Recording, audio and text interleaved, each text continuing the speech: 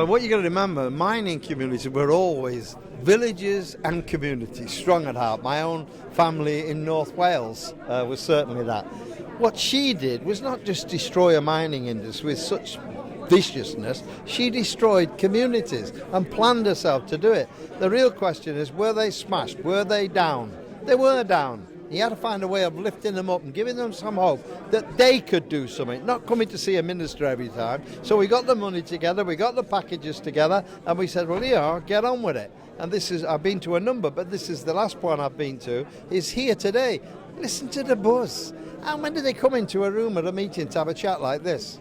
If I call a political meeting, don't get the same money for that. If you want to talk about community, come here and see it, hear that buzz, know the kids want to play football, know the women who were part of the community because they play a big part in it. So I'm proud to be here today. When George invited me to come over, said that whatever I've got to do, I've got to get over there. And then the Gales came, and then the same wind said, sod it, we'll start off. And if it stops us, but it's not going to be. Across all day. Yeah. So what do you think this will bring to the community as a whole in the future? It brings community because it's not just about buildings. It's being able to get together like this. You know, in the mining community, it was the welfare, miners' welfare place, right? I was up in Allerton Bywater where there was another, we built another facility, but it was geared around the Allerton Bywater miners thing. Not so much beer now, it's turned into a kind of coffee community. It's the centre of community, and that's what this is about, that people can come together. And it's not just the building, it's the people who make it. And the people who make it are glad to have the building, and they'll keep it going.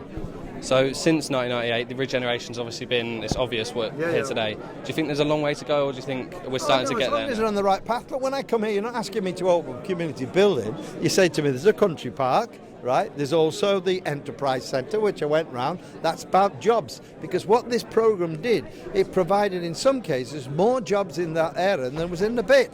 So it's a transformation of a community, not by their choice, because in a way miners always had a very strong affection for the pit industry. They knew it was dangerous, but they lost the community. This restored it. It's about giving life back to people who feel they've got something to live for. George and I are getting old enough to stand on the side now. The young guys have got to take over, but they can take over with something we haven't got, and it's this, a community centre.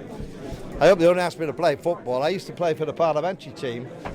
We beat the Germans when the bloody big team couldn't do it. And I used to play for the football team at the pit as well. Did you? We used to have Malcolm Allison and all that, and our chairman, And it was, it was really, it's spirit, isn't it? And football's about that. But politicians, they get into it, they get a new uniform and think, who's going to get the publicity? Yeah. Well, I got the publicity, put a hand side in me sock as a shin guard. I think we made the Telegraph. Right, it's been brilliant talking to you. Okay, thanks for Cheers. that. All the best.